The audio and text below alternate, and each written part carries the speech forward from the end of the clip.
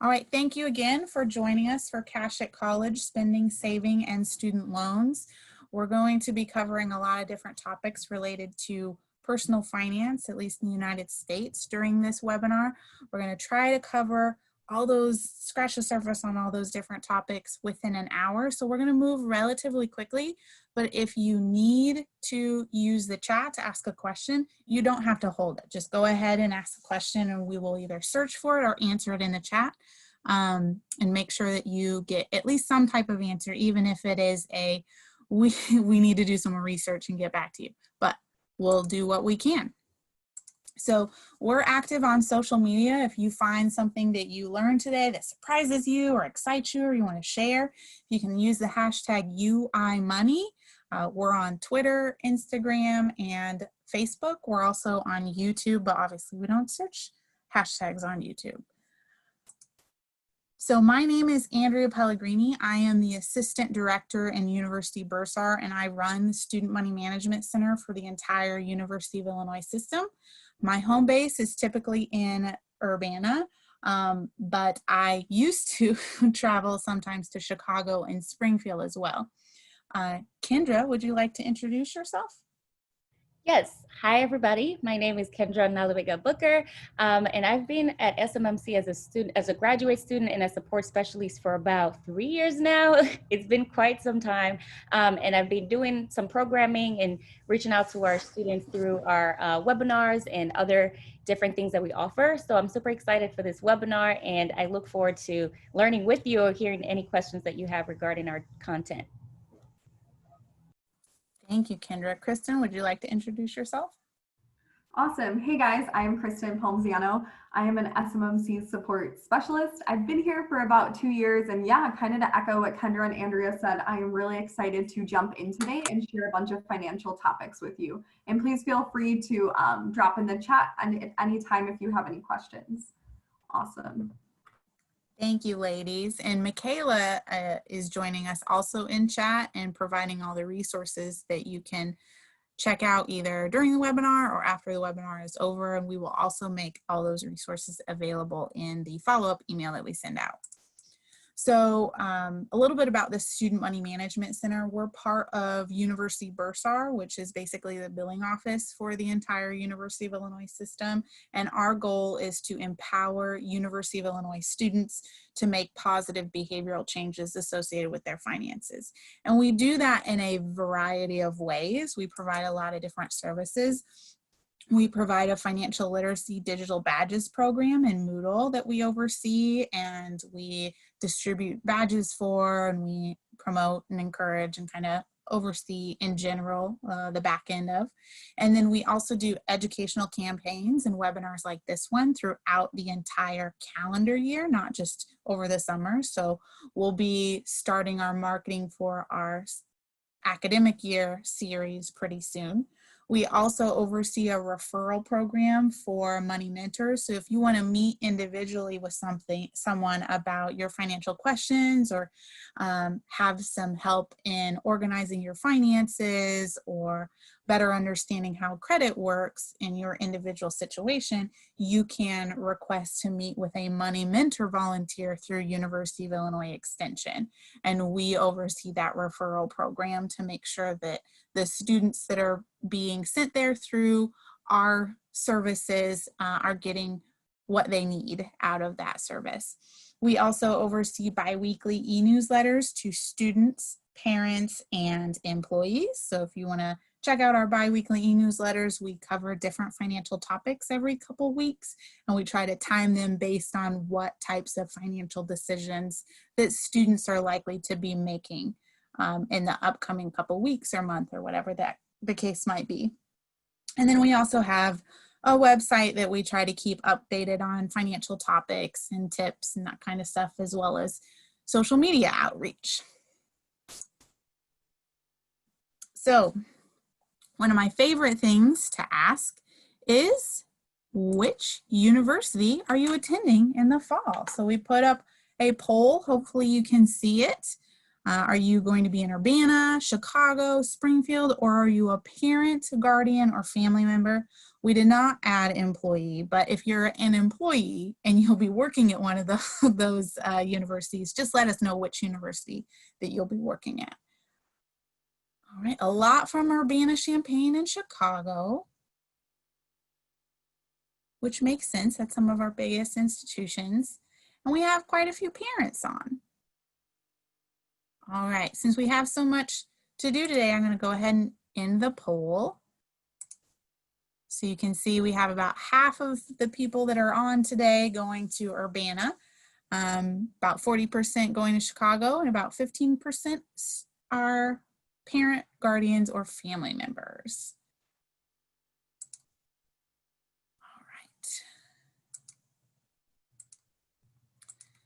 So the reason that we ask that is because, like I said earlier, we provide services to the entire University of Illinois system.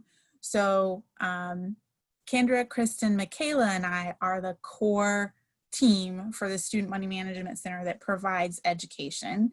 And we do that for almost 90,000 students. That's our target audience. We don't always reach all 90,000 students, obviously, but we're a very, very small team trying to reach a very, very large audience in a variety of ways. So that's why we kind of asked what was going on with where you were planning to attend this fall. All right, so for our agenda today, we're going to be talking about these 5 primary topics. We're going to be talking about creating a financial plan for college, which is transferable to other types of transitions that you might go through throughout your life, but college has some very specific things that you need to understand in order to have a really good, robust, actionable plan.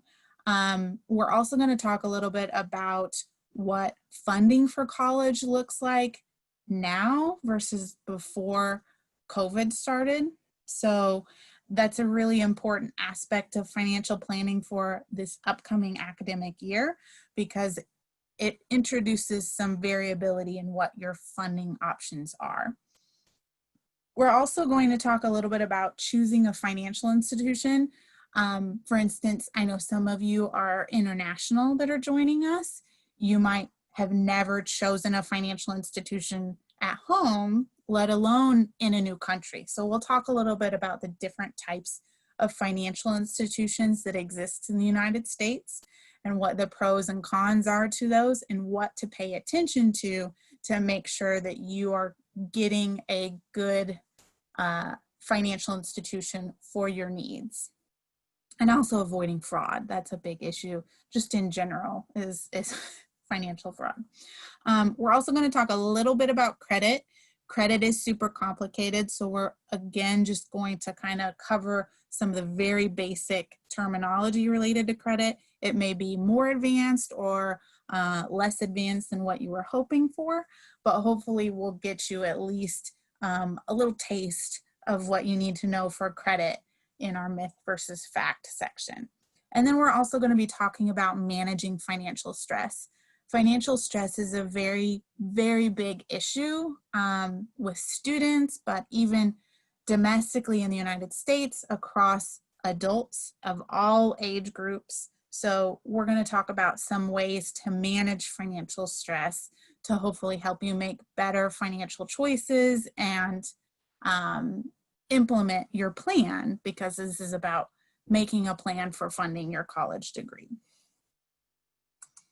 All right, I'm going to hand this over to Kendra to talk about creating a financial plan. Awesome. Thank you so much, Andrea. That was a great overview of everything we do and a little bit of our agenda today. So please, if you have any questions, don't hesitate to ask as I go through the content.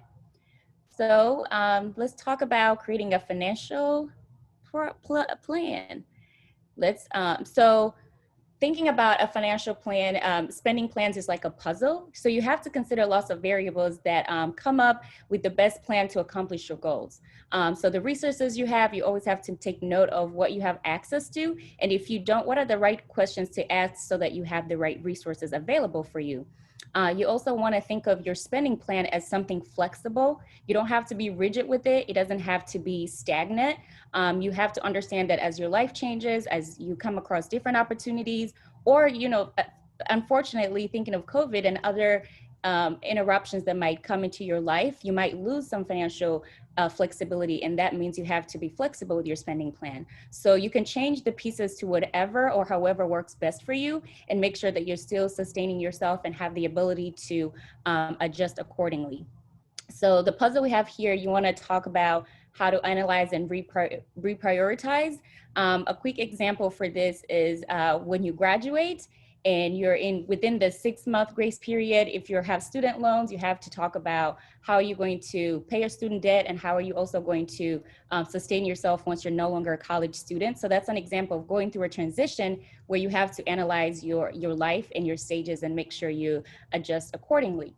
You want to identify your priorities. And like I said, these are flexible as well, and they change. So as long as you take note of your priorities, then you can recognize what resources you have in order to make sure that you meet all your needs. And then we'll talk a little bit more about this, but setting SMART goals is such a huge step in making sure that your spending plan makes sense for you and the type of lifestyle that you're living. And then lastly, you want to track your progress. And that's something that you want to adapt in your life, in a bunch of different aspects of your life. But creating a budget, you have to definitely track your progress, because then that allows you to reanalyze and prioritize and make changes as you see fit. So the next slide, I have a quick question for you all. This is a polling question, or Andrea, did we set this as a poll, or is it one to answer in the chat? Oh, it's a poll. So there we go. Yay, awesome. So this is a question that we like to ask. Is pizza a need or a want?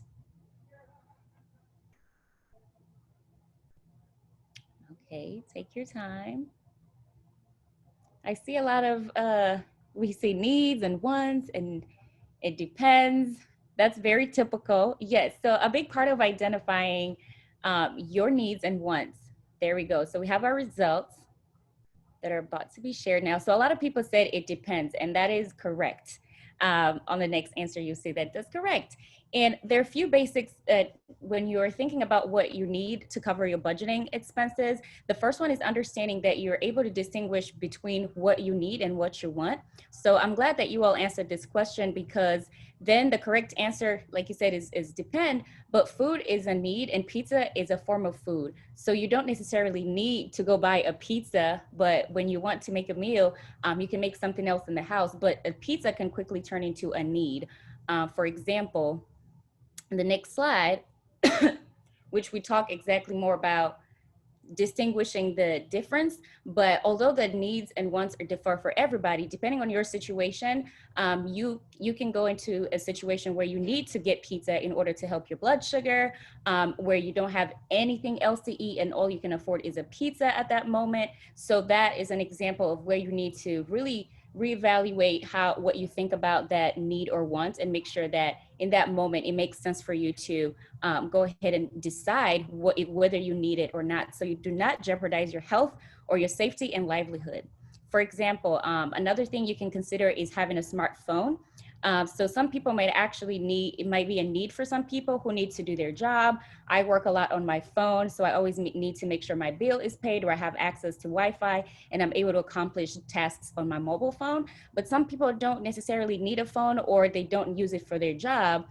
So sometimes they might just have it as a different priority when they're looking at their spending plan and paying their bills. Awesome.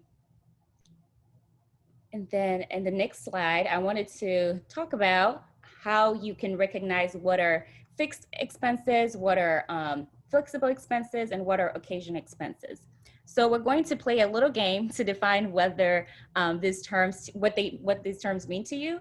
So expenses are, if they're fixed, they are consistent, they're often associated with a contract, but while on the other side, if they're flexible, these expenses vary over time, and they're helpful when you're cutting down expenses.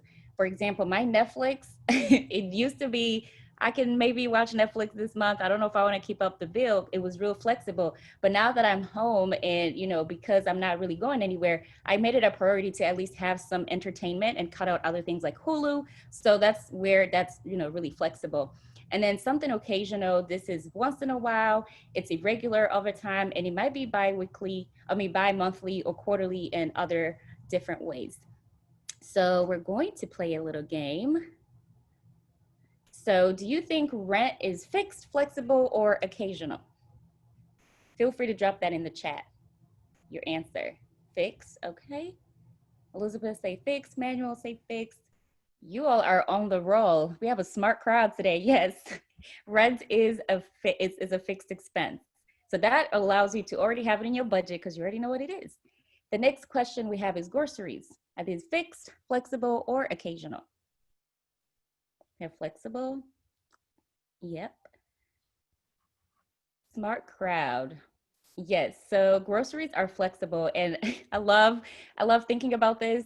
We always talk about in our webinar where we talk about saving on food that you don't want to go shopping when you're hungry because your budget might look completely different other than when you go when you're not hungry. So that is a correct answer. These are flexible. And the other one we have on here is pet care. Do you think it's fixed, flexible, or occasional? Occasional. Wow, you all are one of the smartest crowds we've had. Great job. This is occasional. And we have some pet owners in the crowd, I know for sure. My amazing Andrea and Kristen have pets, and they can definitely attest to this. Yep. And this is Andrea's pretty dog. She's a model. Want to check her out? She's very, very pretty. So thank you all so much for participating in that. And I really love that you all were right on top of the game and you really understand what this means for you as you're thinking about your spending plan and understanding how to be flexible with it. So if you have more questions about that, definitely put them in the chat. Next, we're going to talk about cost of living and how expenses vary by location. So depending on which campus you're planning to attend, initially we did our poll. So look at your specific campus and just kind of look at, this is a rough estimate. You know, things change, especially now in the times that we're in. A lot of things are going to continue changing for the next couple of months. So depending on the campus that you're living on, they can really vary in living expenses significantly from student to student, depending on like how you're paying for college. Your lifestyle changes really dictate how much your living expenses will be. And it's important, particularly if you're borrowing to pay for school, or if you live like in student-friendly apartments, or some people end up living in a dorm, especially if you're a freshman. A lot of you have to live in a dorm, but if you're a transfer student and anything higher up, you get to look into different options if you want to do student living or just other off-campus options as well.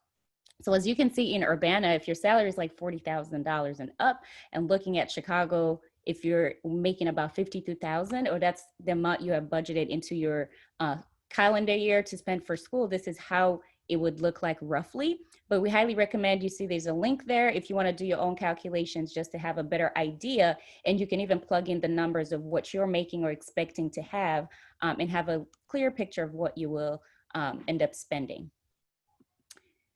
So we have a little bit more information in the next slide on how to achieve SMART goals. So these are really cool key points, but I definitely will show you in the next slide where we have our different definitions for what the SMART goals stand for. But for now, just think about taking an inventory of your income, which we've already talked about, identifying priorities and what you're going to spend on, thinking about what you value the most. This is key. There's going to be a lot of times where values change, especially in college, and you have to be very flexible with that. And then also consider other stakeholders in your goal setting. This is a big one. For example, if you need to make joint decisions between either your parents, sometimes with your siblings, if you're living together off campus, or if you don't have siblings, you might have roommates or partners that you live with. So this is important to always have in mind. You also want to write down your SMART goals. Research shows that people who write down their goals are more likely to achieve them, but also having an accountability buddy has worked for me. At least if I say my goals out loud, I share them with somebody, I'm more likely to accomplish them.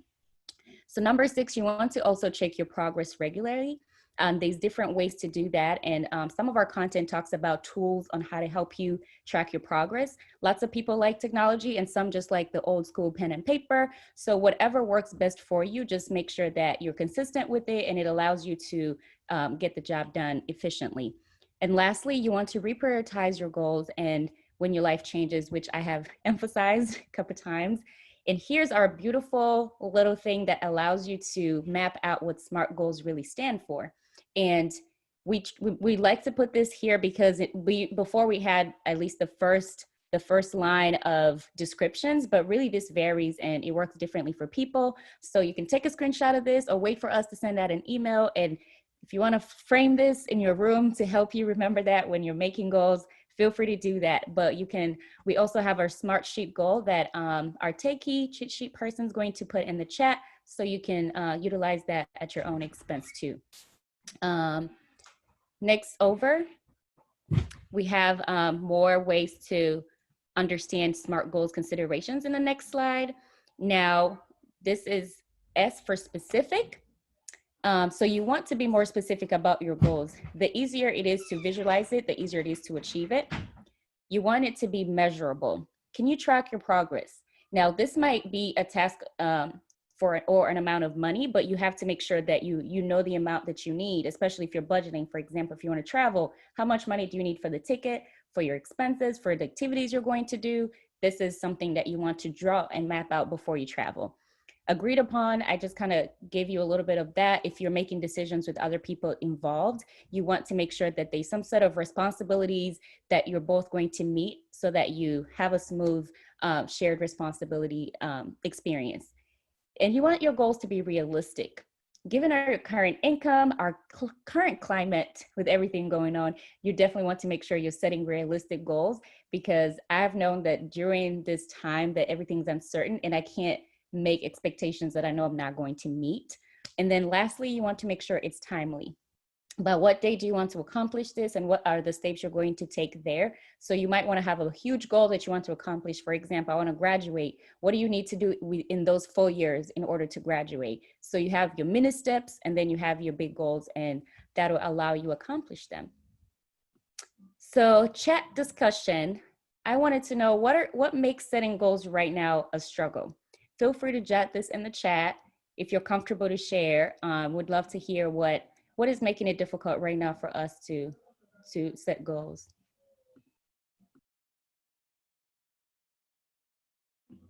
Yep, wanting to see results instantly. Yeah, and I also feel like not understanding, the climate we're in right now makes things difficult. So right now, being flexible is a key thing, at least for me. I'm, making sure that I'm able to accomplish things. Yes, a lot of financial things are very new and sometimes hard to understand. That right there is a great point, because even when we have content like this, sometimes when you find terminologies that are hard to understand, people from other countries who may not even understand how to navigate a new system, all those struggles are real. And I appreciate that you bring up that point. Yeah, this is very difficult right now. And based off on that, extra difficult to set goals right now. In the next slide, we definitely understand what's going on now and not being tone deaf to our situation. So there's a lot of uncertainty due to COVID, and this is going to impact health costs, campus classes, and the economy. So we highly encourage you to be in tune with what your campus is planning to do, and just be aware what the plans are and what you're going to do on your end to make sure you're safe, protected, and you also have the ability to succeed within the time frame that you're either going to be still taking courses and making decisions that are really, really hard to make right now.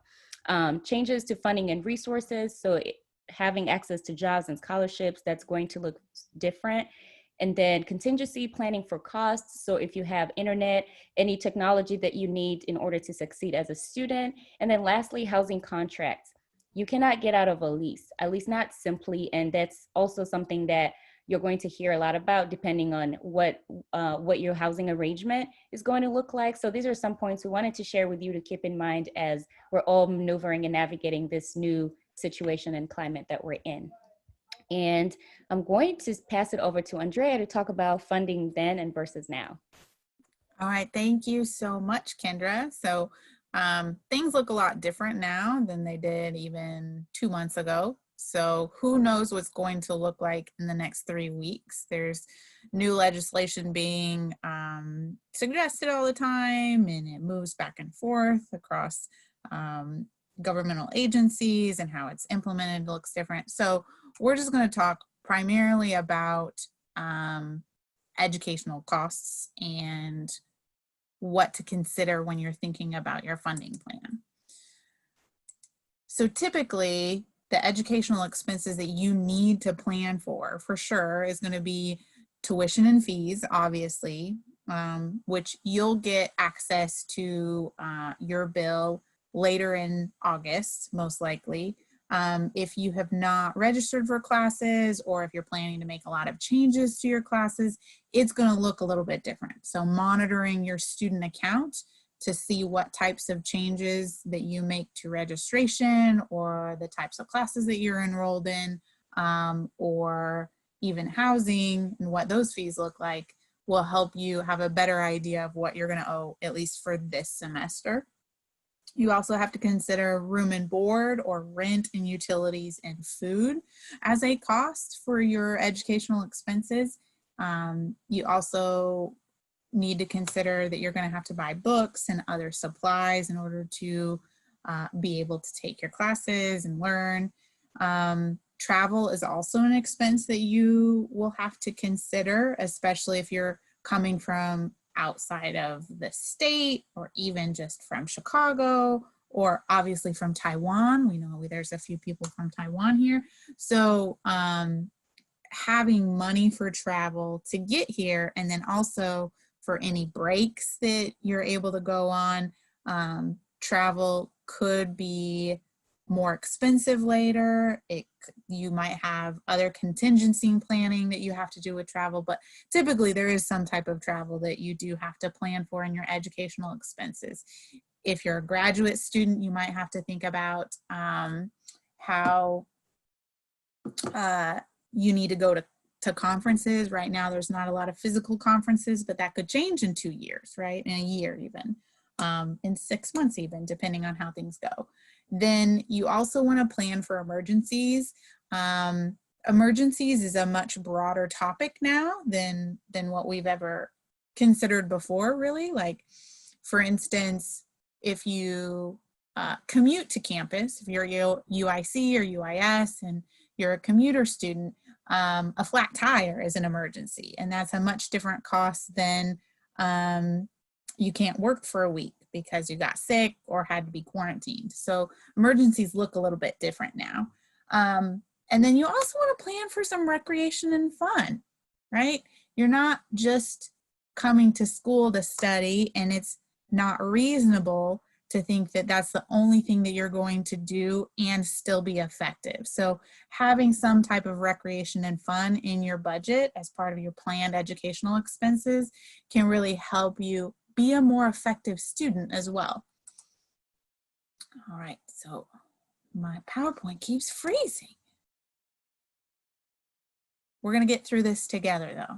So I know there's some international students on the call today, so we do research with international students quite a bit. And in a survey we did several years ago, we asked, what are some expenses that surprised you when you came to the United States? And here are just a few of the bigger ones. So healthcare and insurance costs were a surprise to some international students. Some domestic students might even be surprised by some of these costs. Phone bills being so much more expensive in the United States compared to some other countries at least. Receiving a wire transfer having a cost was surprising to some students. Taxes are complicated for everyone, but some students have been surprised that taxes weren't included in the listed price of items. So if you go to like get toilet paper, or you go to buy a piece of furniture for your new apartment, the cost that you see on the label or on the shelf is not the same as what you get rung up with at checkout. So there are different types of taxes for sales tax to consider, but there's also federal and state taxes that you have to file, and that gets really complicated as well. Tips are generally kind of surprising, or understanding how much to tip is also confusing for students, both international and domestic.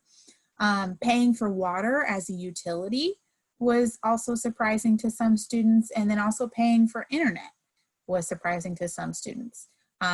When you're comparing leases, especially for off-campus housing, sometimes internet and water and trash are included in your lease as far as what your monthly rent is going to be. Sometimes it's not. So that's why comparing what's included and what's not included, along with the monthly cost of rent, is really important if you're looking for a place and you're trying to create a budget. So if you are going to be using financial aid to pay for any part of your degree, it's important to understand the general process for financing through federal aid. So you want to prepare, do your research, understand what resources you already have between you and your parents, especially if you're under the age of 25 and you're seeking an undergraduate degree. You'll want to apply for the FAFSA, or the free application for federal student aid. You will not have to pay to complete this application, but you have to be a citizen or a permanent resident, basically, to complete the FAFSA. There are some different exceptions if you are like a dreamer or you have some other visas, but generally you have to be a citizen or a permanent resident in order to get anything out of the FAFSA. You'll receive your financial aid award letter from your school. So each one of the financial aid offices in the University of Illinois system are at the campus level. So Urbana's financial aid policies are different from Chicago's, which are different from Springfield's, but only slightly.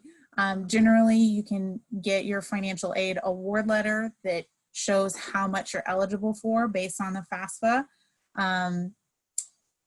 electronically. And once you get your net ID, you can set up your password and access it through UIC portal if you're a UIC student, or student self-service if you are a Urbana or Springfield student. So the same place that you would go to register, there's an option for looking at financial aid there. And then once you drop out of school or drop below half-time status or graduate, you'll have to start repaying any amount of that aid that is student loans.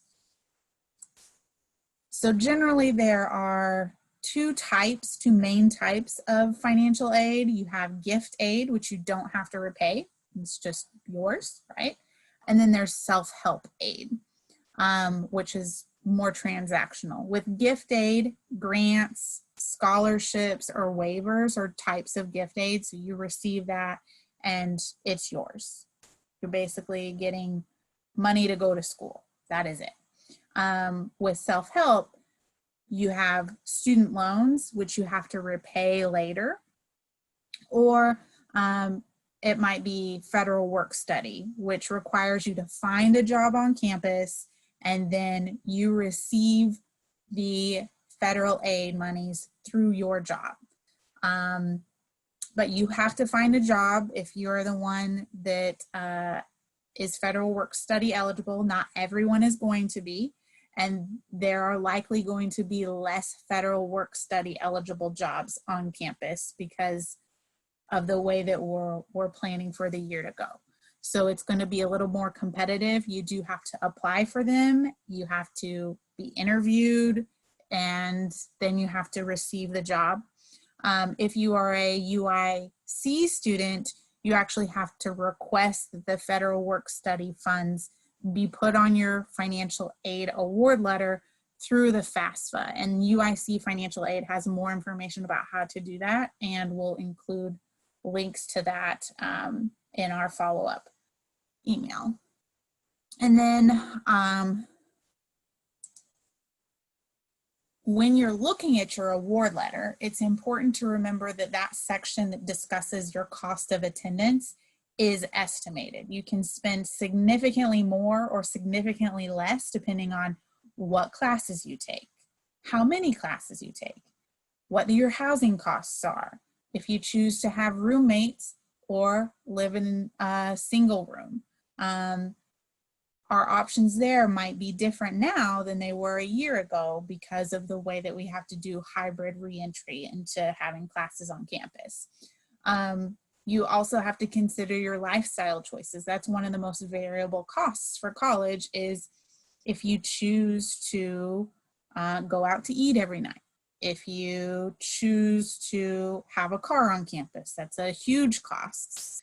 There are just all these different lifestyle factors that can really increase the cost of your education. So it's important that you're putting a plan in place that's reasonable based on what your lifestyle choices are, but also considers what the long-term costs of those life choices are. When, for a lot of students that are using loan money, they'll be paying for those lifestyle choices for many years after graduation. So just remember the trade-off when you're thinking about how to manage your award letter money and what the cost of attendance is.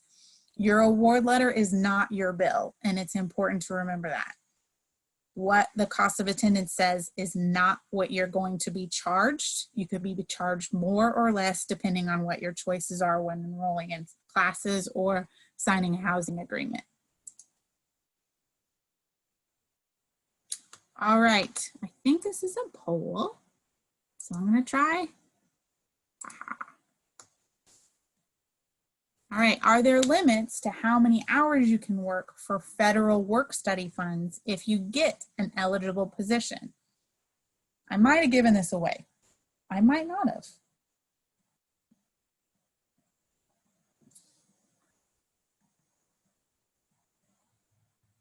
All right, we have yes, no, I don't know. We'll wait 5 more seconds.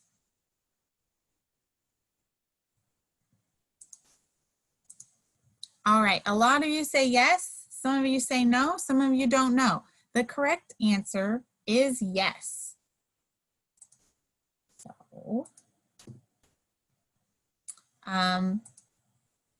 you have a limit of 20 hours per week. That's the max amount of hours that you can work. And there's only so many hours that you can work in an academic year that you're eligible for federal work study where the money is still paying out of federal funds. Some offices will pay, will continue to pay federal work study students out of their own budget, but that might not be the case because of the way things are going right now. So being mindful of how close you are to using up your federal work study funds and how much you work is really important for planning later in the semester. It's also important to recognize that federal work study processes vary by institution. I kind of alluded to that earlier. So making sure to check with your financial aid office to see what the requirements are for federal work study, because again, not everyone is going to be eligible, and every institution is going to have different requirements about how to get even offered on your award letter. Most positions for federal work study are going to be on campus. Michaela just dropped in all the virtual job boards for all of the different campuses that you can check out that has listings for federal work study jobs if you're eligible on your award letter. These jobs are also flexible with your class schedule, but it is your responsibility as a student to find the job. It's not going to be automatic. Yes, Michaela also pointed out that all of those job boards list jobs that are not federal work study. So even if you aren't federal work study eligible, you can still look for a job on campus. All right, so Urbana's virtual job board is what they call it. Chicago calls their job board Simplicity, and then Springfield calls theirs Career Connect.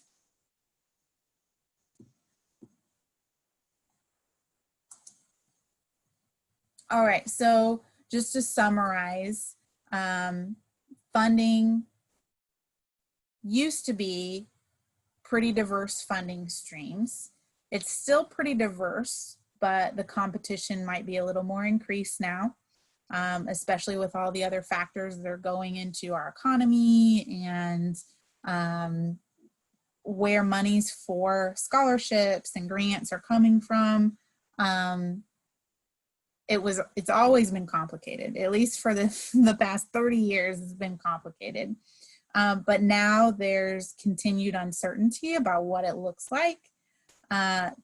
There have also been on-campus jobs available, but now those on-campus jobs are going to be even more limited than they were. They were a little more plentiful in certain areas across campus, but now we're either going to have to shift where those campus jobs are, or there's not going to be any work to be done in those historical campus positions for student workers.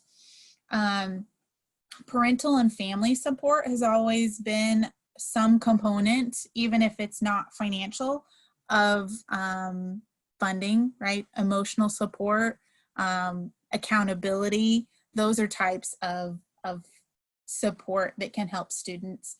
But a lot of families have been able to help support financially. But with unemployment up nationally now, that might not be the same for a lot of families that it was a year ago.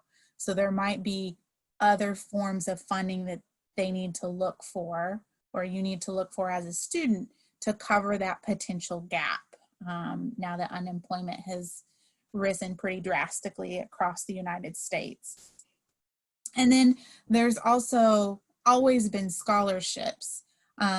And there are still some scholarships, so you should continue to look for them. But the deadlines for next year are going to be coming up in like September, right? Or October. There's some deadlines that are rolling and they're all year long, but that scholarship money isn't guaranteed immediate or even for the following semester. It might be a year in advance. Now you're looking at CARES Act funding, for some of funding school. The HEROES Act has been something that's come up but hasn't been passed yet. There might be other legislation that comes up depending on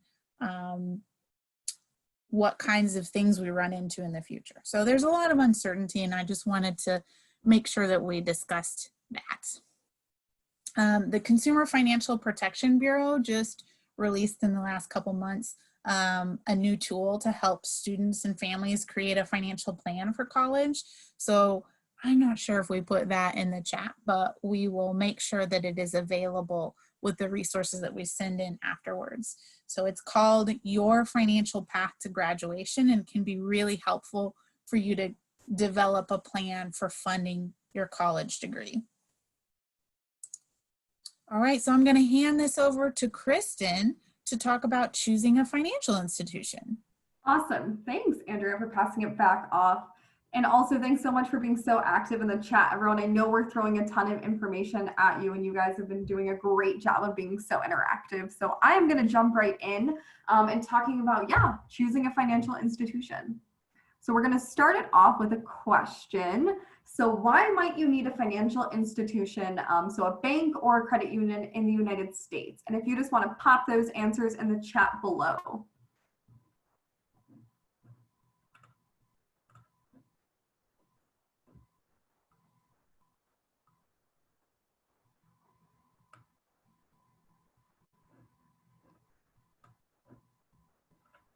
Yeah, I feel like there can be a bunch of different reasons, just depending on like your values and what's most important to you. So that's definitely something we're gonna talk through. It looks like someone said to save money and to purchase using electronic means. Yeah, these are all awesome examples.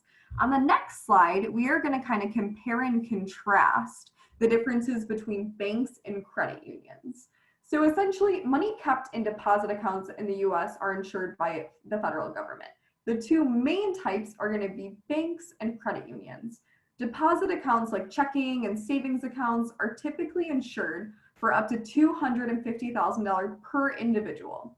So for example, if you buy investment products at a financial institution like bonds, IRAs, mutual funds, then these may not be insured. You always want to ask if you are not sure. Your bank or credit union is going to have the most information on those. And then another thing, especially with everything going on, it's important to consider online banks and credit unions are also an option. You don't have to look for a physical location anymore, or you don't really have to look for anything that's exactly near your campus. It's really going to depend like the values that you have and like what you're looking for in a bank and a credit union. And we're definitely going to talk through more of that going on. And then on the next slide, we are going to jump right into talking about what it looks like if you want to open a bank account and what you'd probably need. So first, you're kind of going to want to decide on the service or like the product you want. So typically that looks like either a checking account, a savings account, money market, certificates of deposit, or loans. Those are all services that most banks or credit unions provide. And then from there, you're going to want to select which one you would like to go with. So most commonly, that's going to be a bank, which is FDIC insured, or a credit union, which is NCUA insured.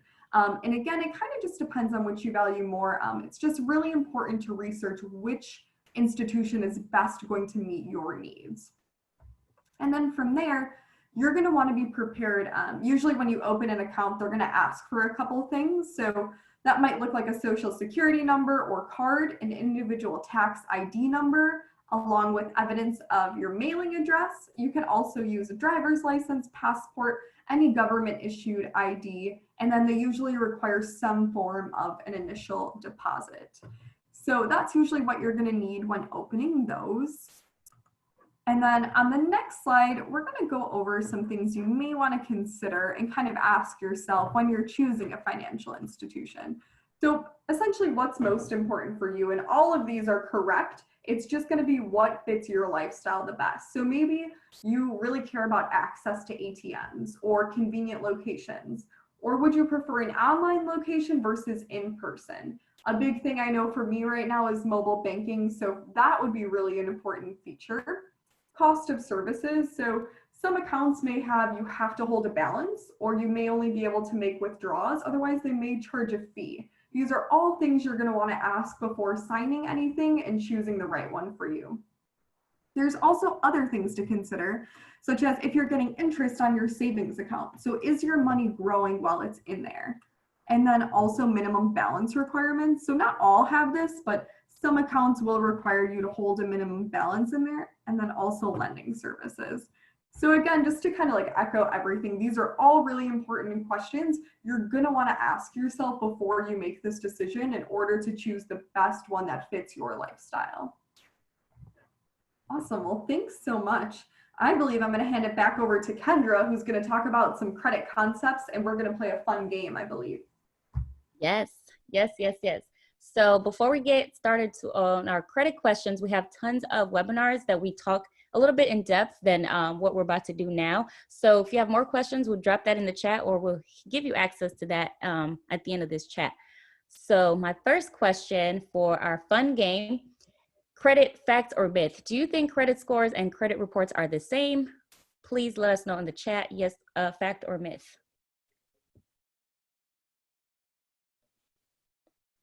So it's myth. Everybody is, again, you all are back at it with the smart answers. Yes, this is a myth. Great job. Next question. Credit fact or myth. So do you think credit cards have more legal protections than debit cards? I love this one. We got yes, facts, no question mark. Love your honesty. This is, drum roll, a fact. Yes, they have more legal protection than debit cards. So we get deeper into this fact on our other webinar, and I can't wait for you all to check it out. The next question, do you think carrying a balance on your credit card is a good thing for your scores?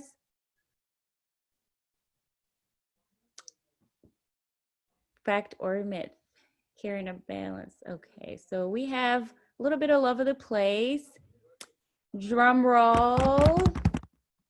It is a myth. I know, shocking. I had to learn this one too. And I'm glad you all are quick with these. We have our next question. Ready? So credit card companies won't send you offers you can't afford. Now this one is very relatable if you received this in your mail. Myth, I see you all. You all are such a smart crowd. drum roll, this is a myth.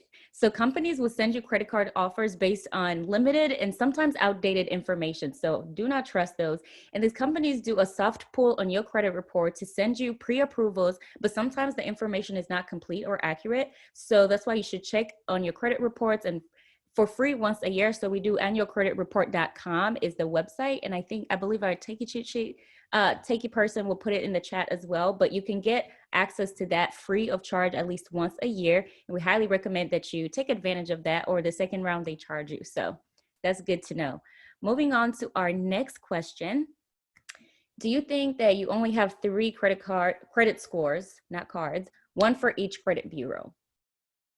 Is this a fact or myth? You only have 3. So we have people saying fact, no, myth. This is all over the place, question mark. Love the honesty. Drum roll. This is a myth. Yep, this is not a fact. And companies are going to send you, again, the same information, outdated. Make sure that you always check your credit report. And if you have anything that doesn't look right, contact them ASAP. So any discrepancies can be fixed on time and it doesn't affect you later on when you actually need to use your credit for something big or, a huge purchase in your life. So this was all for those questions. Thank you all for participating. But in the next slide, we have a brief system or some of our credit system in the US, a brief summary. So there are 3 main credit bureaus in the US, which is Experian, TransUnion, and Equifax. Credit can impact access to financial tools, housing, jobs, and more things. So as the amount that you, excuse me, as well as the amount that you pay for financial services. And then credit scores are ratings associated with your credit worthiness based on the data contained in your credit reports. Again, you always want to make sure this is fact information. So always check it and make sure everything looks right. You can get a copy of your credit reports from each of the credit bureaus at least once per year. Like I said, the correct website to go to is annualcreditreport.com. And I'm going to actually drop this in the chat as well before I forget, because it is a very, very helpful tool and you don't want to miss that out. And then you also can learn more you can learn more about credit from our Get Savvy webinar series or the Financial Digital Literacy Badges program. And then we have all the links to that in the chat following. So thank you all so much. I'm going to pass it over to Kristen to talk about managing financial stress. Awesome. Thanks so much for that, Kendra. So yeah, kind of like what we've been talking about throughout this whole webinar, there's a lot of uncertainty right now, and that can definitely lead to some stress. So I'm going to jump right in and talk about kind of how to manage some financial stress. So when discussing how to manage stress, it's important to understand how some important key factors and definitions. So behavioral economics, for example, is a field of study that applies principles and what we contribute to human behavior to provide perspective and context to economic analysis and financial decision making. And then on the next slide, I'm kind of going to give some examples of how that really plays into everyday life. So what is this? What is a resource drain? So recognizing our own values about money and identifying our resources is only part of the budget hacking process. Sticking to a budget is difficult, not because of our plan, but essentially what's called a resource drain. A resource drain, as we're talking about today, consists of a lot of different factors like spending temptations, which can cause impulse spending and even decision fatigue. Because really a budget is a reflection of your own lifestyle. And let's face it, everything right now can be a little messy and unpredictable. And those are all things that are going to go into play. So I think I have a question coming up for everyone. Curious to see the answers. You're going to want to drop this in the chat below, but how many financial decisions have you already made today? 0. I wish that was me. 5. Awesome. I was 1. Yeah, in a day, I never really realized how many financial decisions you make throughout the course of the day. I know for me, I had to decide this morning if I wanted to get coffee, if I wanted to make it myself. Was I going to eat lunch in? Was I going to go get fast food? I was having all of the Friday feels. So yeah, those are all decisions I had to work through on making today. It looks like, ooh, someone made 8 already. Wow, 10. Yeah, definitely depends on everyone's lifestyle and where everyone's at, but you definitely make multiple financial decisions usually throughout the day. On the next slide, I am going to talk about that term we discussed earlier, decision fatigue. So just as we discussed earlier, decision fatigue can make financial decisions even more stressful than most of the time they already are. Decision fatigue is typically recognized as the diminished ability of a person to make sound decisions after a really long period of time. So essentially what that could look like is, let's say someone is going to look for a car, and by the first hour, you're really motivated, you're like pumped, I'm ready to do this. And probably by the 8th hour, you're really drained. That is definitely something that can happen. According to a study, actually, poverty impedes cognitive function. Cognitive functioning can be significantly diminished compared to well-off participants. So the study recognized that individuals with fewer resources had higher stake decisions throughout the day. So an example of this is someone with more resources might not take as much time to decide on which loaf of bread to buy. However, someone who has fewer resources or closer to the poverty level might spend a lot of time comparing prices and value to make the proper decision. And the more high stress, high stake decisions a person makes, essentially the worse their decisions can be by the end of the day because they're really feeling drained from doing so. The other term I kind of talked about earlier is what's called the paradox of choice. Some of you may have heard this. It was a pretty famous study. So essentially what happened was every few hours, a grocery store was offering a selection of jams. And then so in one time there was 24 jams offered, and one time there was 6. And then customers, they would kind of watch to see which they would choose. And on average, customer tasted 2 jams, regardless if there was 24 out or if there was 6 out. And then some other interesting findings happened too that I want to jump into on the next slide. So only 3% of people purchased when there was 24 jars of jam in front of them, whereas 30% purchased where there was only 6 jars of jams. So when you are thinking about large choices, it is important to recognize how you're feeling. When you're experiencing decision fatigue and then having too many choices, it can be overwhelming for anyone. So using tools to help us create healthy habits and best align with our financial goals is going to be key when we're talking about making financial decisions to avoid having those like burnouts and fatigues and not making decisions that align with your financial values. On the next slide, we are going to talk about managing financial stress a little more in really specific ways that are going to help you out with that. So having a plan, right? So creating a plan, it's usually easier to adapt to things if there's already a plan in place. And then to go off of that, you're going to track your behaviors. So what does that look like? That means your spending behaviors will change based on a lot of different things. So maybe in summertime, you spend more on going out to eat because it's nice. Or maybe during Christmas time or any holiday season, you could be spending more because you're getting gifts. It's all about knowing what's going on in your lifestyle and then tracking those behaviors to align with your budget. Along with that, knowing your priorities. So if you find that your behaviors don't align with your values, you can make adjustments slowly rather than all at once. It can be really stressful to try to make changes all at the same time. And there's a lot of things you can do, like a step-down method, to make it better accommodated for your lifestyle. Also, understanding your resources. So being in college luckily gives you access to a ton of resources. And you'll also want to investigate the surrounding communities around you to see if they have anything that can help you accomplish your goals. Another key thing is don't avoid issues.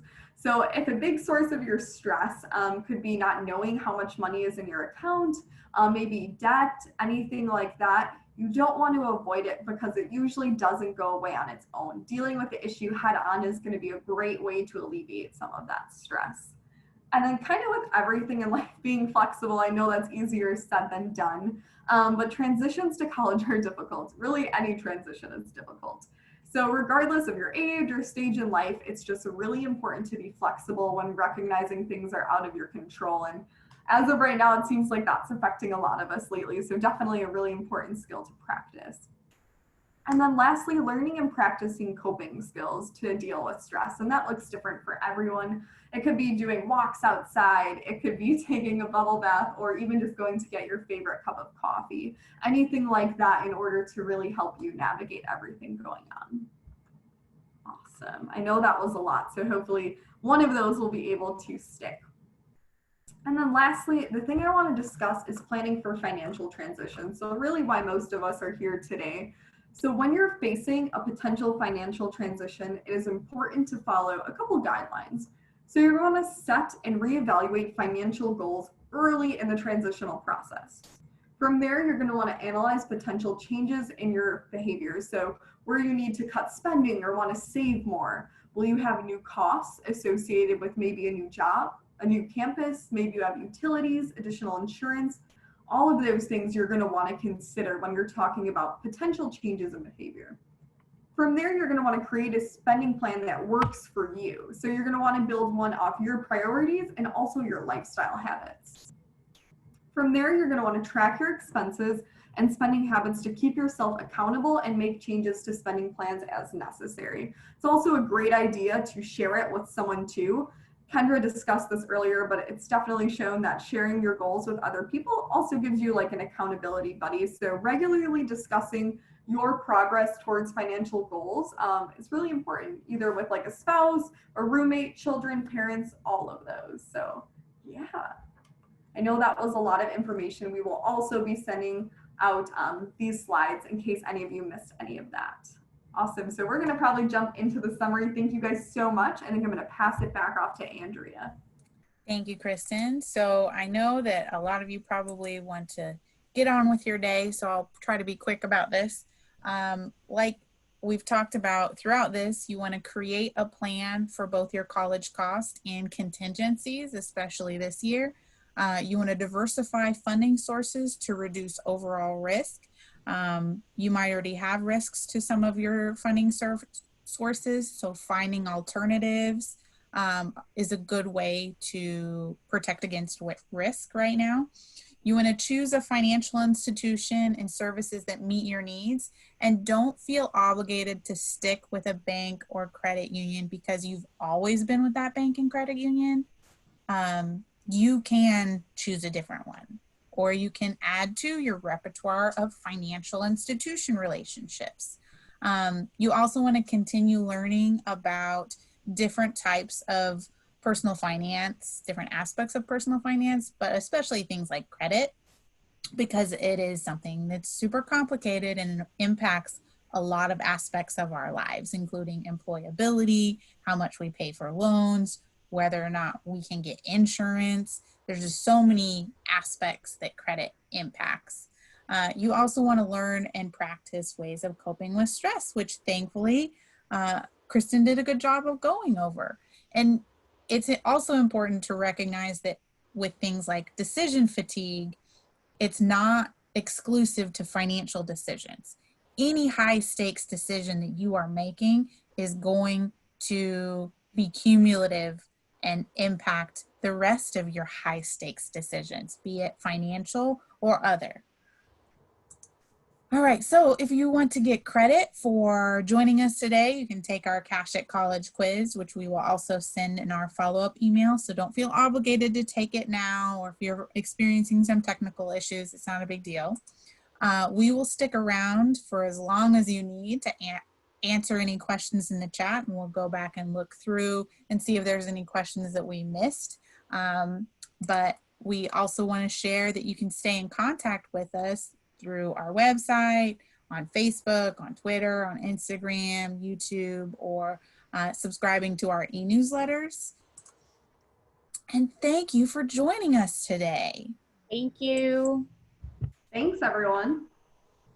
Thank you so much. I know Josh had a quick question we have a webinar on navigating financial aid that maybe we can drop in the chat quickly, or you can also leave us your email and we can send that to you right after the workshop. I know you had a question about that. What was Josh's question? I'm trying to... It was really early up.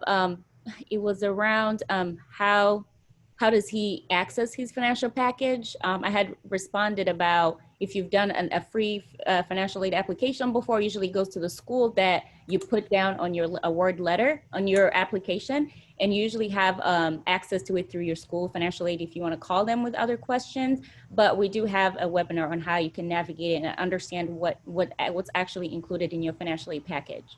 Well, if you want to just access your award letter, Mm-hmm. you can log into Student Self-Service or UIC portal if you're at UIC, and you Mm-hmm. can access it on the Financial Aid tab. If you have not completed all the requirements from financial aid, they would have been emailing your email for school, your school email, so at UIC or at illinois.edu. Mm-hmm. So you want to double check that you've done everything that financial aid has requested, because they can't provide the award letter until you have done everything that you need to do on your end. But most likely those went out earlier this summer. Mm-hmm. Thank you for clarifying that, Andrea. And also I see Elizabeth had a question earlier to go back to the last slide. I'm sorry if we missed that, but we'll send this in the email that will follow up so you have access to all the slides. I think I saw earlier in the webinar, there was a question about running through a specific bank account, like Mm-hmm. a financial institution. It's Yes. important to recognize that we are not bank employees or credit union employees. We are university employees, and it's against university policy to provide like explicit financial advice. And we wouldn't have the knowledge to run through like a screen share of how to navigate a specific bank's portal. Mm-hmm. We don't have the expertise for that. But that's why we talk about how to compare and contrast the different types of financial institutions. And we also included a link to a map for all the on-campus brick and mortar financial institutions around each one of the universities in the system. Awesome. I think those were all the questions. I just went back to just look one more time. If we missed anything. Someone asked about a one-on-one. So because we're such a small team and we get so many requests for one-on-one counseling, we have a referral program with the University of Illinois Extension Money Mentors. So they have a whole team of Money Mentor volunteers that are trained exclusively to do one-on-one education and walkthroughs about different financial concepts and activities. So we will also include a link to that referral form in the follow-up email that we'll probably send out on Tuesday next week. Someone asked about, they got a 25% research assistantship that's requiring them to work 10 hours a week. That's typically how those work. What are some good funding options for grad students that I can look at to cover my expenses? So getting a research assistantship is an amazing, amazing opportunity, especially for grad assistants. There are less funding options for grad students than there is for undergrad students, but there are things like fellowships and scholarships. Actually, Kendra's the best person to talk about fellowships. Why don't you talk about the other funding Yes. options? I was trying to put it in the chat earlier that I've been very blessed that I've had fellowships for about 4 years now. And I would say that it's such a great opportunity for you to kind of focus on school, because a lot of people sometimes have to work extra jobs, especially if you don't have the means to support yourself. So fellowships are kind of like a grant. You don't have to pay it back. It's not counted as income, but you always have to check the IRS and see how you report certain fellowships, if you have to report that for taxes. But a lot of them are not counted as a regular job, although you do have to produce the grades and the merit to consistently have your package reapproved. If it's a multi-year package, you would need to make sure that you're meeting those requirements, and that's technically your job. So doing well in school and making sure you're not taking on a lot of things and drop the ball on your school, you kind of have to, like I say, prioritize and balance and make sure that you're meeting those standards to still qualify for even more fellowships. And another secret, a lot of people stop applying for fellowships when they get one or two. And sometimes there's no limit to how many you can have, but your financial aid will let you know if you get to that point. So I've been able to have multiple fellowships at once. And also, usually when you have a fellowship already, you look really good for other fellowships, because they're like, well, if she qualified for that one and she's keeping it, she's definitely the type of person who's going to keep doing, or he or she or they are going to be great for that fellowship. And that's how you can still qualify for other fellowships. So don't feel like you have enough, you shouldn't apply for more, just keep applying. And if you can't have it, if the worst case is you can't have it, but if you can, then it's great news. So I highly recommend to look into fellowships. Some of them are merit based, and a lot of different ones depend on your field, so they vary a lot, but highly recommend applying for fellowships and other assistantships. I agree. And Kendra is the master at maximizing fellowship funding. Yes. So I'm glad you were here. Yes. So there's another question. By any chance, do you know if tuition will be reduced due to COVID-19? We do not know that. That is a question for people above us at the campus level. So every campus is going to be different in how they handle costs and expenses, as well as tuition and fees at each institution. It is very unlikely that they will actually reduce tuition, since it has to have board approval from the University of Illinois Systems Board. However, it is possible that there could be federal grant money like what was offered in the spring to show up. And then I do know that some campus units and departments put together their own grant funds for students in specific departments, but they were different types of grants. And there is a max on how much aid you can receive, which financial aid offices oversee. So I know that's a complicated answer, but there's a lot of considerations. All right, any other questions that we can help with?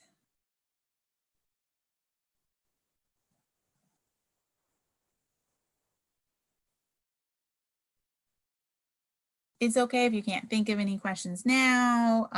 If you think of one later, you can always email us at studentmoney@uillinois.edu, and we can definitely get you an answer to the question. Don't feel obligated to stay on, but we'll stick around for a few more minutes just in case a few more people have questions. All right, so someone asked about the payment plan. We do work in the Bursar office, but we're not part of the customer service team. But I can tell you a little bit about the payment plan. So the payment plan is a great option if you're looking to spread out your payments over the course of the semester. There are certain deadlines that you have to meet if you want to spread your payments out even further, right? So there's like a 5-month plan, a 4-month plan, 3-month, and then a 2-month. It does cost, I think, $40 to enroll, but actually we can check. I'll just go ahead and share my screen. There's a picture of a dog. Oh yeah, let's see, Uni. You need the motto. All right, so this is the University Bursar website. If you want to learn more about payment plans, you can go to payments and go down to payment plan. There's a whole lot of information about the payment plan and what you can do to participate. So it's $40 per semester. They only do per semester, so you have to enroll every semester. The deadline for August for the 4-month plan is August 19th. So if you want to enroll now for a 4-month plan, then you can do that. You'll use the budget tool when you enroll to estimate what your costs are going to be, and then they'll do an adjustment after your bill is actually assessed, which won't be until later in August. And if you have any adjustments after 10th day of classes, then they'll send a note and let you know, hey, you're short on your budget. You want to go in and readjust so you don't end up in a past due situation. So that gives you a little bit about all the features of the payment plan. Hopefully that answered the question. Did that answer the question? Is there a good database, website, resource that I can find fellowship and assistantship opportunities? Kendra, do you want to handle that one?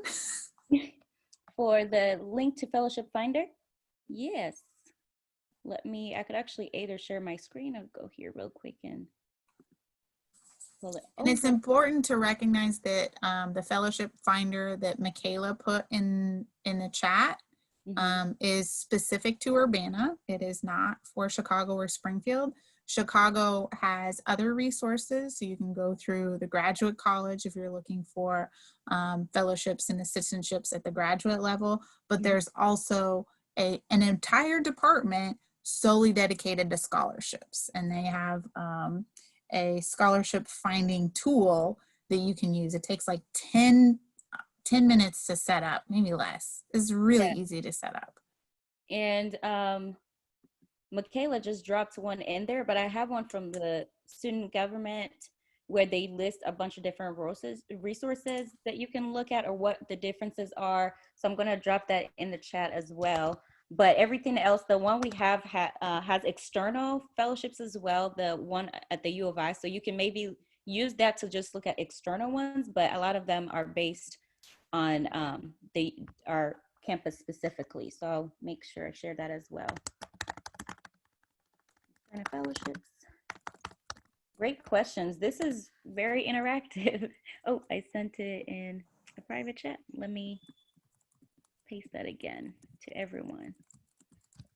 Alrighty, and here is the Office of External Fellowships that I think will be helpful. And then if you have other questions, please email us. We're more than happy to send you some other stuff.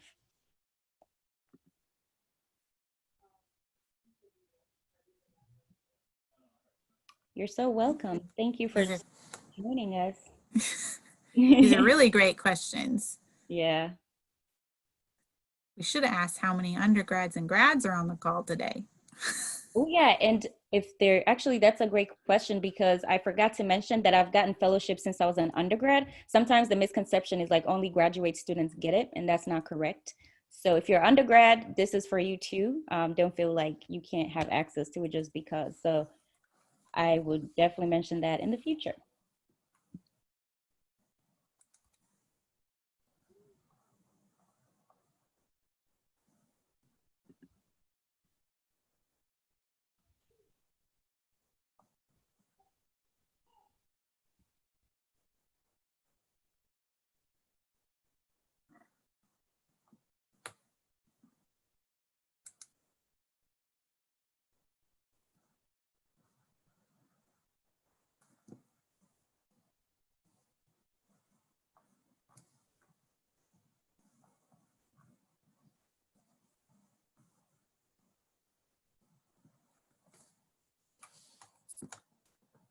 All right, I think that was all of our big questions. I hope we got all the major ones covered.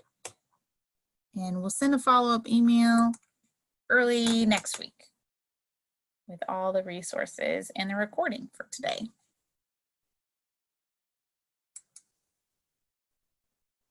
Have a great afternoon, evening, early morning, bedtime, whatever it is where you are.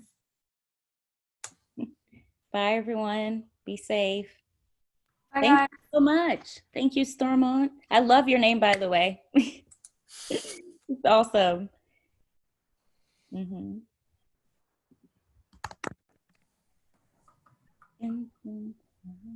right, bye everyone.